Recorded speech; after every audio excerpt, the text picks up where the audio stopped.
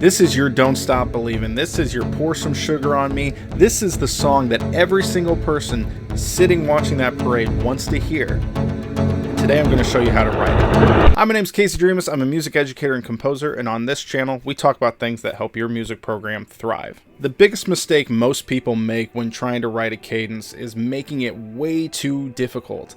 A lot of high school kids who want to write some really cool cadence, it's always with the intention of how can we show off how good we are. They have the wrong concept of what a cadence is for. A cadence isn't really for competition's sake. Besides the fact that, at least in my area, parade competitions are becoming less and less popular. If you want a cadence that's going to stand the test of time, you have to understand that there's going to be various different levels of players coming through that school at different times. So if you write something really, really hard and challenging for you as like an insanely good player, it's probably not going to last because you're going to get to a point where the kids can't play it and then it gets lost. So when I say legacy cadence, again, I'm talking about a cadence that people all over your community want to hear. There is a template that you can use to write your school, your legacy cadence, something that they will have forever. The first section that you start off with is the bass drum riff. This is Under Pressure. This is your Cake by the Ocean. This is this riff that everybody in your community knows. A friend of mine actually got to a school and they could not play the cadence that they had always had. So they cut the cadence, got a new one, and then for a year, all they heard from everybody was, "What happened to the cadence?" And then they would sing to them the bass drum riff. The next year, what they did is the kids still could not play this cadence. It was way too hard. So they kept the bass drum riff, but they changed everything else. Everybody was so happy. So glad you brought back the cadence. Oh, it's so good. When they didn't even realize that nothing else was the same. But the bass drum riff is that important. I'm going to go through snare drum, tenors, bass drum, cymbals, and optionally a band if you have them doing some stuff to participate. The first section is the bass riff. This is an 8-measure phrase. Now you can do this with 2 bass drums, you can do this with 4, 5, 6.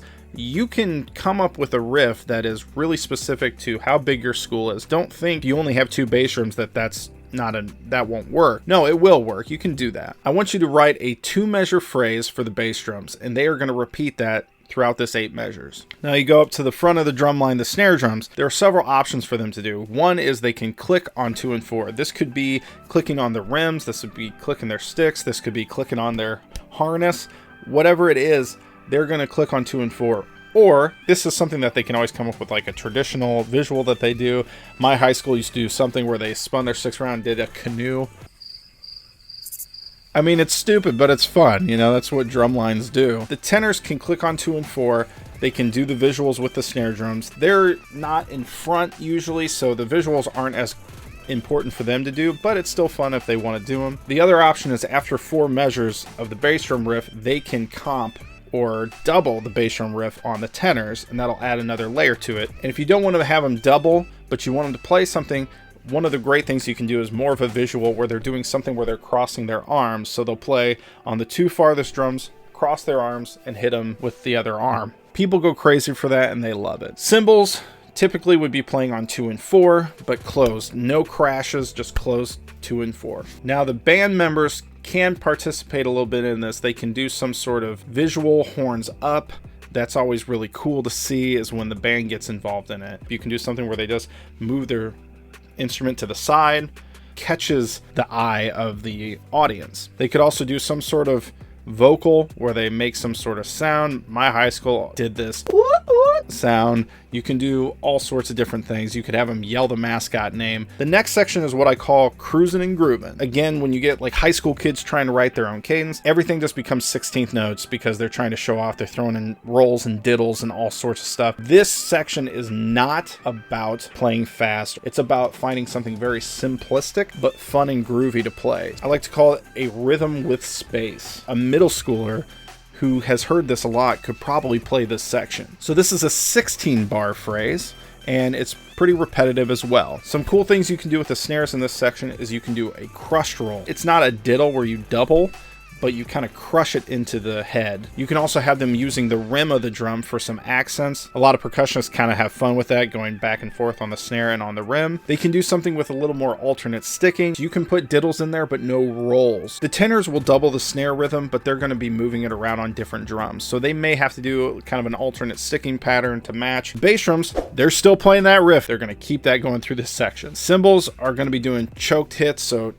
they're not going to be crashing in this either. In this section, the band, they don't do anything right now. All right, next is what I call Eye of the Storm Part 1. 8-bar phrase. This is meant to be a little bit of a moment of relief. So the snares back off in this section. This is really meant to be another spot where they can either do hits on 2 and 4, they can do them on their harness, they can do them on the rims. I've seen people also make it into a visual as well, where they put their sticks together. With one hand, they start going off of the rim, and they do this like swiping motion.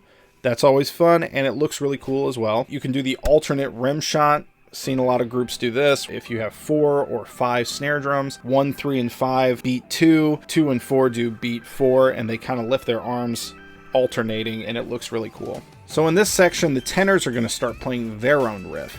They're going to do something different, not the same riff as the bass drums. They're going to do a new riff. Avoid doing doubles. Whenever I hear someone write doubles in there, it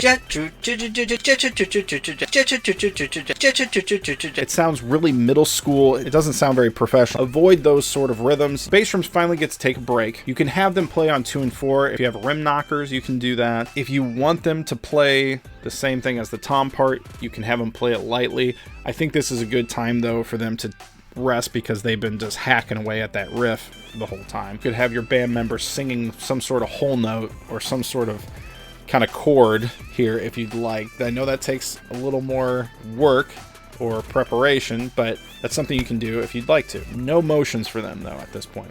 Part 2 of Eye of the Storm, 4-measure phrase, and this is the snare drum feature. Most people typically put their best players on snare drums, so this is the time to really let them sort of show off what they can do. So you can throw in some diddles in here. This is the only time in the cadence I would say to put in a roll. Typically you'd write a 2-measure phrase and then double it up to make those 4 measures, or you do a 1-measure phrase, do it 3 times, and then the last measure you do a big roll or some big hit to come into the last section. You can always have the rest of the drumline do some sort of visual here if you'd like. People always love that. Next section, Dragon Force. That's right. This is where you put in all your 16th notes and you add an accent pattern to it with the snare drums. So you can do any 16th note accent pattern you want, but this is the time where it gets really intense and everybody really gets into it. Snare drums typically will do 3 measures of a continuous 16th note pattern with accents, and then on the 4th measure they do some big unison hit, and the whole drum line does that unison hit together. If you want your snare drums to be going up and down as they play,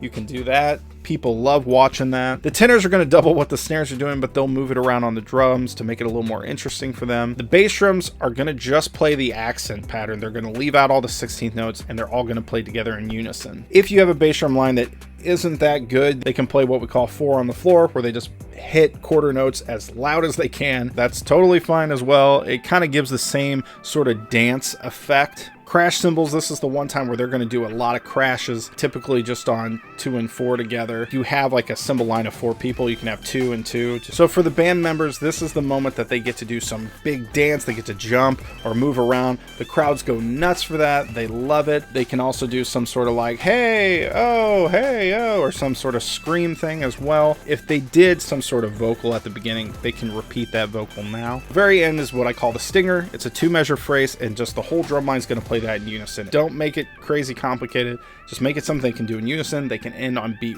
1 together. You can have the band members, if they were doing some sort of vocal, they can do a big fall, they can scream or cheer or whatever they want to do, and then immediately go back to marching as if they're proper marchers. Playing this at 120 and you do this template, that means your cadence is going to be right at 1 minute and 32 seconds, which is a really good length for a cadence. If you take this template and make a cadence for your band, I would love to hear it. Please send it to me. When you get that Legacy Cadence and you get people in the community going, oh my gosh, I love when the drumline plays. I love their cadence. I love it. They hear them coming down the street. They get really excited. You'll see little kids. You'll see middle schoolers who are starting out in percussion trying to learn that cadence. So when they get to high school, they know it, you know, and it's just really cool to see that. If you know anybody who's going to a new school and maybe they need some help writing a new cadence, please show them this video if you ever want someone to write a cadence for you. I know a guy, I'd love to do that for you. Thank you guys so much. Have a good one. Bye.